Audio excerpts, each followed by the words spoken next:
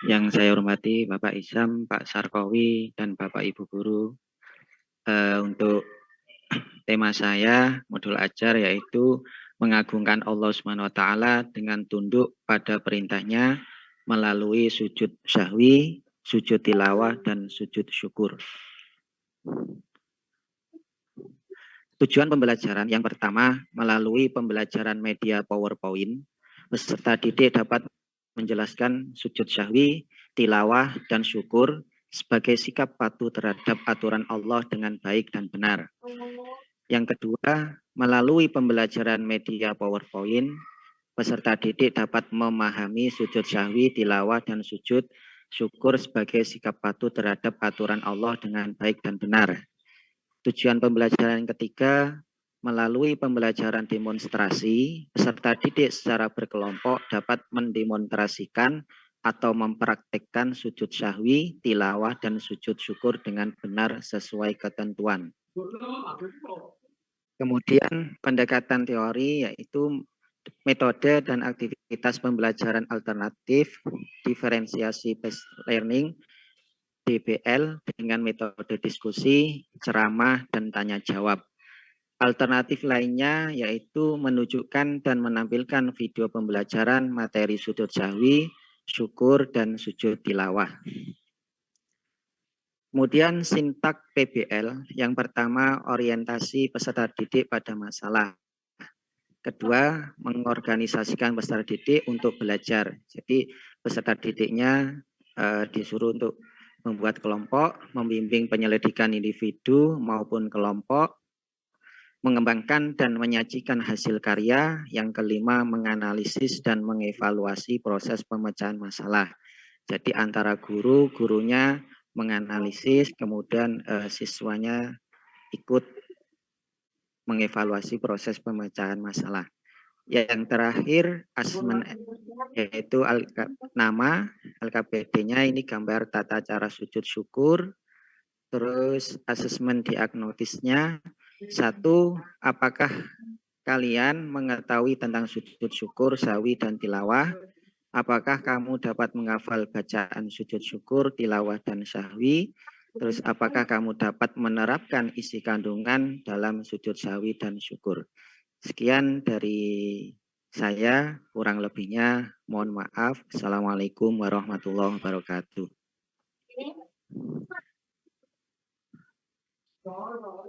Waalaikumsalam warahmatullahi wabarakatuh. Terima kasih Pak Ihsan. Selanjutnya untuk diskusi kami kembalikan kepada Pak Sarkowi dan juga Pak Izam.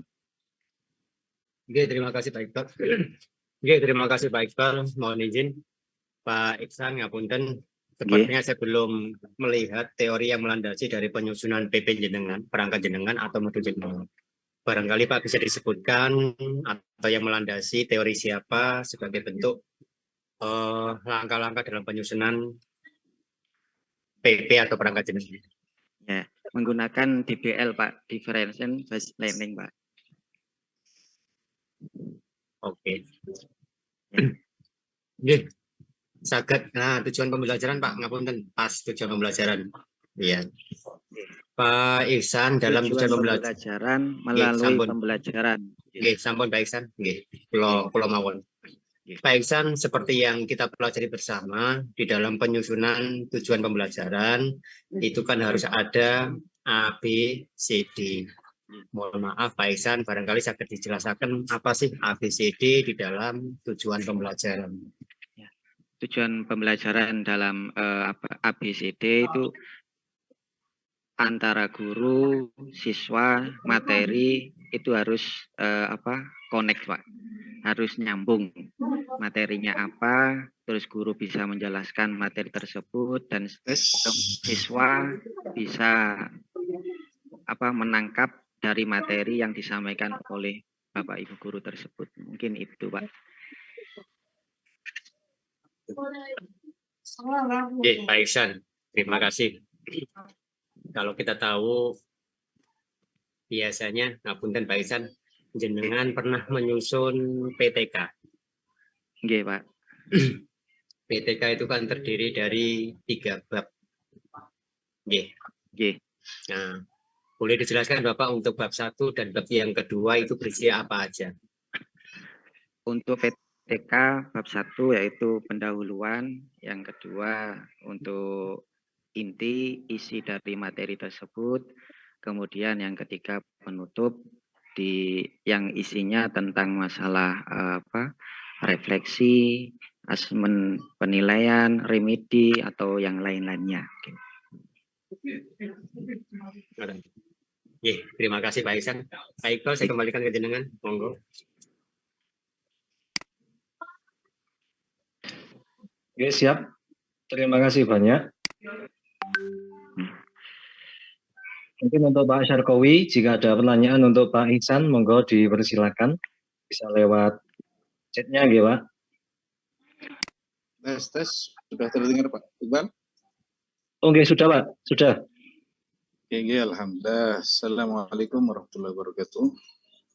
Waalaikumsalam warahmatullahi wabarakatuh. Ya, terima kasih pada beliau, Pak Izam dan semua peserta. Dan mohon maaf saya terlambat, sudah terlambat juga ada gangguan tadi di kantor PPK. Terus habis itu saya cari tempat yang nyaman lagi, kok tidak ada, akhirnya saya pulang. Ini saya online dari rumah. Oke, terima kasih. Saya melanjutkan dari Pak Izam. Sedikit saya mungkin hanya mendengarkan tadi, baru melihat, tapi sudah saya lihat materi modul yang diupload. Saya ingin bertanya pada Bapak, proses asesmen, Pak, proses asesmen.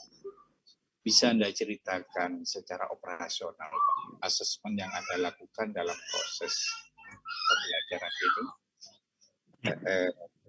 Oke, Pak, monggo Pak. Saya ingin lebih jelas. Oke, terima kasih Bapak.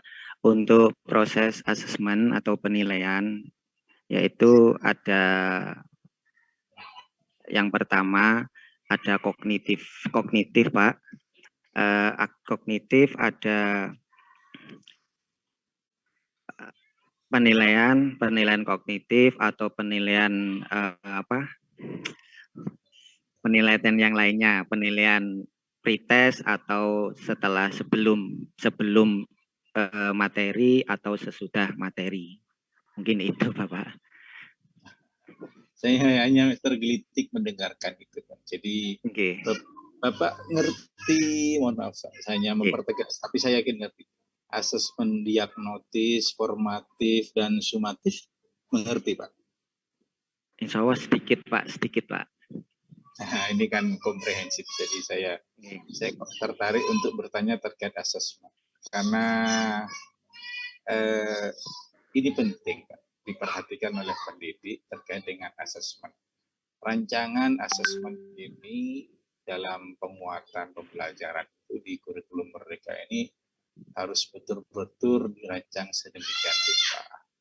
Dan yang paling penting, Pak, apakah jenengan di dalam asesmen ini melibatkan peserta didik atau tidak? Melibatkan, Pak. Nah, contohnya kayak apa, Pak? Saya ingin tahu contoh pelibatannya, ya. Ya, contohnya seperti ini, saya gambar, Pak. Untuk menggambar, ini ada tata cara sujud syukur, kemudian siswa ini menggambar, terus nanti antara gambar yang satu dengan yang lain, ini anak-anak bisa saling menilai. Oh, ini gambarnya kurang ini, nanti bacaannya kurang ini, gitu, Pak. Iya. Jadi asesmen itu memang harus melibatkan peserta didik, Pak, supaya mereka mengetahui tujuan asesmen. Misalnya peserta didik itu kita bebaskan sesungguhnya, Pak, dapat memilih topik yang akan dinilai. Metodenya minta tertulis atau tidak tertulis, presentasi atau poster. Ini luar biasa di kurikulum hari ini, Pak. Bahkan bisa di pengembangan publik. Bahkan pendidik itu bisa membimbing peserta didik itu dalam menggunakan kriteria penilaian. Sehingga mereka itu merasa terlibat mengelola dan menilai prosesnya sendiri. Nah, inilah yang yang sesungguhnya kalau mau kita lanjutkan agar lebih sistematis dalam pembuatan asesmen, maka dapat mengikuti alur dalam buku pedoman profil pelajar Pancasila, Pak. Nah, di buku pelajar Pancasila itu. Itu arahnya ke sana, Pak. Jadi kita bisa memaknai makna profil pelajar Pancasila itu, tapi kita juga harus punya pondasi yang bagus di proses asesmen. Oke, itu saja Pak. Saya kira Pak. Untuk kesiapan, salah satu kesiapan yang perlu dengan siapkan kita. Oke Pak, terima kasih Pak.